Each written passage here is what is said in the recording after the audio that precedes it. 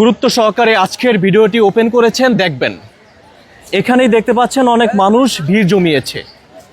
বাবার ঢাকা শহরে 5তলা বিল্ডিং রয়েছে মোহাম্মদপুর কাছেই, কিন্তু তার 3 সন্তান রয়েছে। বড় ছেলে বাবাকে মাজারে ফেলে রেখে চলে গেছেন, অর্থাৎ বাবা যখন অসুস্থ হয়ে গেছেন সন্তানের কাছে বাবা সোজা হয়ে দাঁড়িয়ে গেলেন। কারণ সে তো অসুস্থ, আমি তাকে লালন পালন করতে পারবো না। কিন্তু তাই বলে বড় সন্তান বাবাকে ঠিক এভাবে মাজারে ফেলে রেখে চলে গেছেন।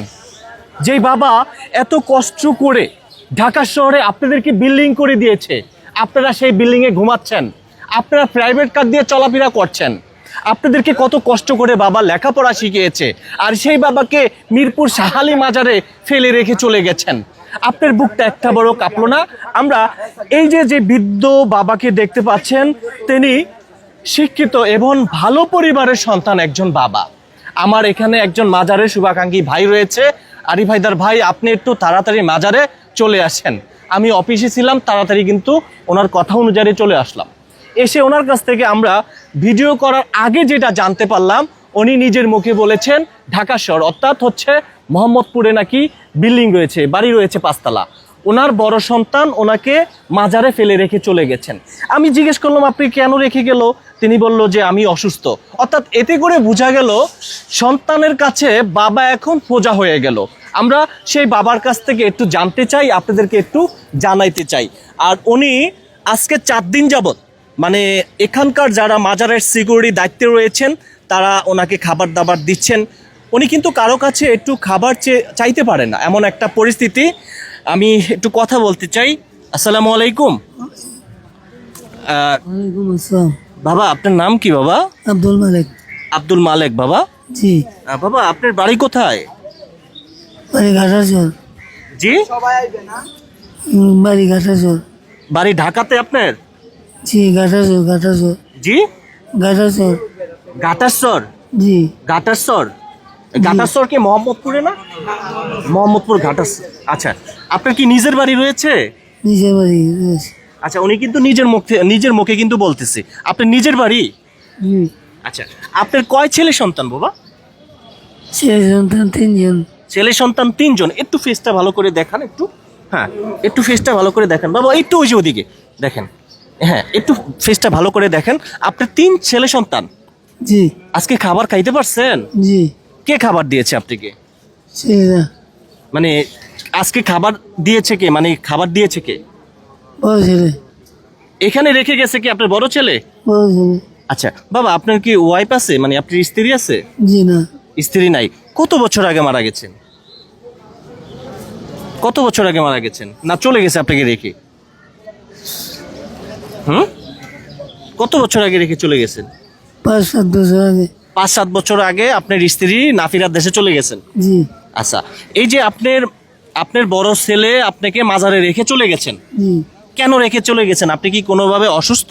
জি না। অসুস্থ না? না। তাহলে আপনাকে কেন মাজারে রেখে গেছে? কি অপরাধ আপনার? আপনি তো একজন পিতা, আপনার অপরাধটা কি? আমার অপরাধের মানে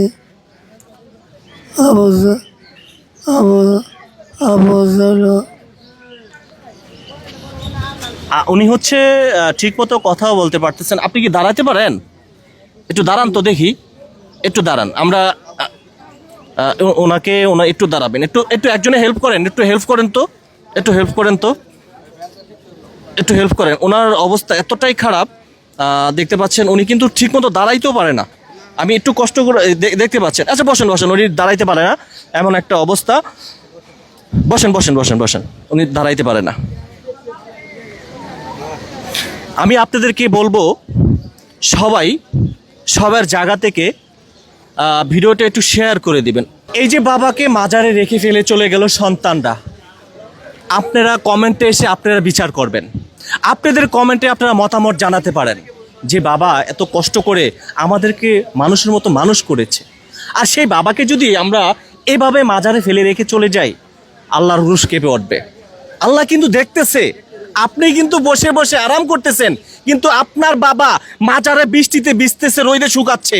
আপনার বাবা কোথায় খাচ্ছে না খাচ্ছে, আপনি সন্তান মাজারে ফেলে রেখে চলে গেলেন। আপনার বুকটা কি একটা বড় কাঁপলো না?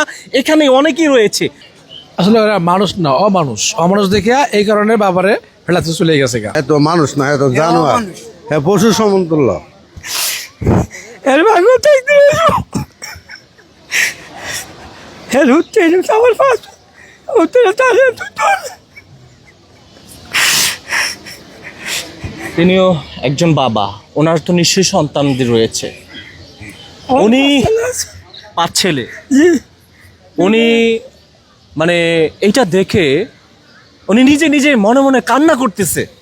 আরে কখন যদি আমার সন্তান আমার সাথে এই কাজটা করে, হয়তো এরকম হবে। দেখেন আমার শরীরের লোমটা কিন্তু দাঁড়িয়ে গেছে। এজন্য একজন বাবা কান্না করতেছে। প্রিয় দর্শক, সবাই জায়গা থেকে ভিডিওটি শেয়ার করে দিবেন, আর এরকম কুলাঙ্গার সন্তান যাতে ঘরে ঘরে জন্ম না হয়, সবাই শেয়ার করে দিয়ে লক্ষ মানুষকে দেখার সুযোগ করে দিবেন। আর বিশেষ করে এই যে বাবাকে দেখেছেন, ওনার আত্মীয় স্বজন যদি আপনারা দেখে থাকেন বা যদি চিনে থাকেন, মিরপুর সাহালি মাজারে কিন্তু একজন বাবা এতটা কষ্ট করতেছে, এসে ওনাকে নিয়ে যান। আমি রয়েছি আরিফ হায়দার আপনাদের সঙ্গে।